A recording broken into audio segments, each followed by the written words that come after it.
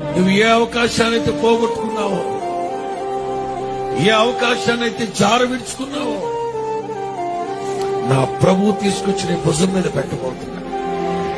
నేను సంతోషింప చేయబోతున్నాడు ఆయన. మనుషులు చేస్తే ఒక్క పూటకి సరిపడానే చేస్తారు. అబ్రహాము హాగరికి చేసింది ఒక్క పూట కూడే, కానీ బోయజు ఆవిడ జీవితానికి సరిపడా ఇచ్చాడు. బోయజు కంటే గొప్పోడు నా ప్రభు.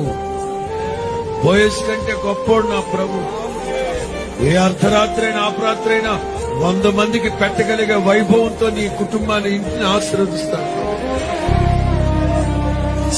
చాలినట్లుగా కాదు, గిన్నె నిండి పొంగి పొరినట్లుగా ప్రభు దీవిస్తాడు. Download ShareChat.